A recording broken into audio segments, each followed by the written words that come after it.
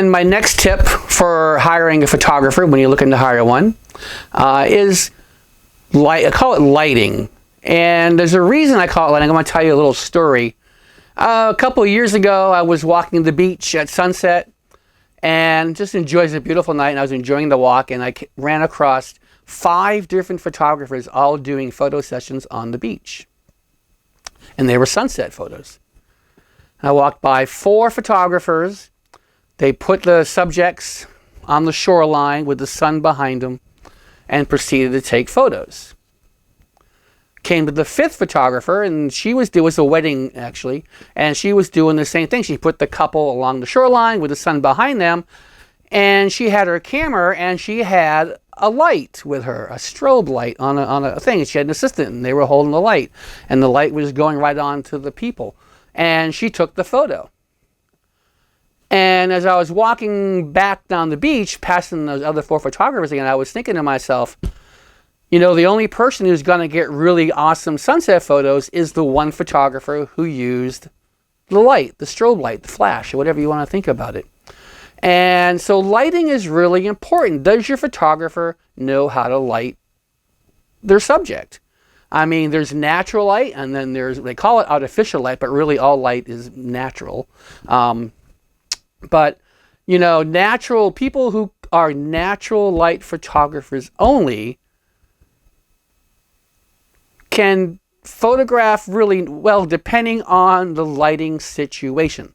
Now, those people who were doing the natural light photographs at sunset, they would have to go back to the studio and they would have to lift the exposure on that photo to the point where the sunset would almost be gone just to get the people in the front to be properly exposed against the backdrop. So when you're hiring a photographer, I always say, find a photographer who knows how to use light in all situations, not necessarily just a natural light photographer. It's about versatility, really. It's versatility. Hiring a photographer skilled in working with all types of light, you can ensure their ability to adapt to any setting that they're in. They can handle outdoor shoots in different weather at different times of the day in different conditions. They can do low light. They can do indoor venues. They know when to use a strobe or a flash to get a well-exposed image in any situation. A photographer who works with various lighting conditions delivers better consistency results across different styles of shoots, whether it's natural, studio, or a combination of both. And it's also a part about professional. If I'm hiring someone for me, I want to make sure that professional can do everything that I need to be done. So if I'm hiring a photographer, I need a photographer who can photograph in any kind of lighting situation, whether they use natural light or with a flash or a strobe light. So if just using natural light only, the photographer is limiting themselves only certain times of the day, or they're going to have to raise the exposure so high up that you're going to lose your beautiful sunsets.